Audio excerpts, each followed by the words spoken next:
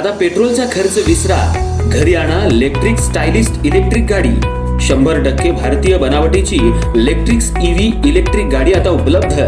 5 वर्षांची वॉरंटी, आकर्षक कलर्स आणि स्पोर्ट्स डिझाइन। एकदा चार्ज करा आणि 100 ते 140 किलोमीटर पर्यंत रेंज। अत्याधुनिक सर्व्हिस सुविधा, लोन सुविधा सुद्धा उपलब्ध। आजच भेट द्या साई मोटर्स, किसान चौक, इचलकरंजी। संपर्क 93 73 27 57 52 किंवा 0230 299 77 66। नो पेट्रोल नो टेन्शन, इलेक्ट्रिकचा स्मार्ट पर्याय।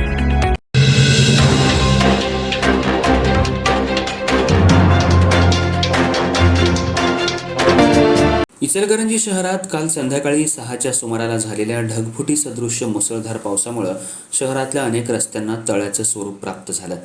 या पावसाचा फटका पंचवटी रोड लगत स्थलांतरित करण्यात आलेल्या खाद्यपदार्थ विक्रेत्यांनाही बसला। पर्यायी जागेवर पाणी साचल्यामुळे काही फेरीवाल्यांनी पुन्हा शाहू पुतळा चौक परिसरात स्टॉल उभारल्याचा प्रकार समोर आला। याची माहिती मिळताच महापौर उदय धातुंडे यांनी घटनास्थळी धाव घेत फेरीवाल्यांची चांगलीच कानउघडणी केली। तुमच्यासाठी संघर्ष करून जागा उपलब्ध करून दिली, मग पुन्हा नियमांचं उल्लंघन का, असा थेट सवाल त्यांनी उपस्थित केला। इचलकरंजी शहरात काल झालेल्या मुसळधार पावसामुळे शाहू पुतळा परिसर, पंचवटी रोड आणि इतर भागांमध्ये मोठ्या प्रमाणात पाणी साचलं। काही दिवसांपूर्वी मुख्य रस्त्यावरचं अतिक्रमण हटवून खाद्यपदार्थ विक्रेत्यांना पंचवटी रोड लगत पर्यायी जागा देण्यात आली होती। मात्र जोरदार पावसामुळे त्या ठिकाणी पाणी साचल्यानं काही फेरीवाल्यांनी पुन्हा शाहू पुतळा चौक परिसरात स्टॉल्स उभारले।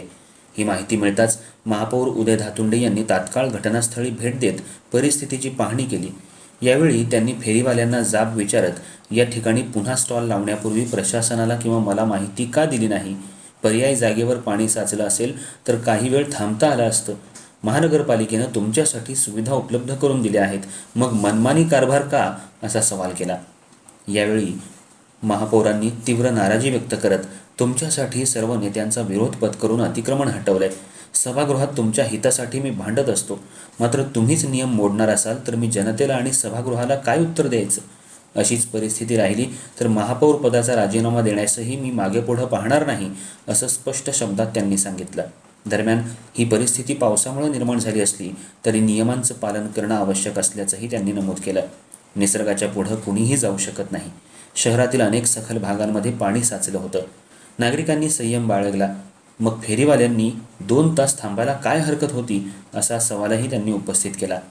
या घटनेमुळे फेरीवाले आणि प्रशासन यांच्यातील समन्वयाचा प्रश्न पुन्हा एकदा चर्चेत आला असून भविष्यात अशा घटना टाळण्यासाठी योग्य नियोजनाची गरज असल्याचं मत व्यक्त होत आहे।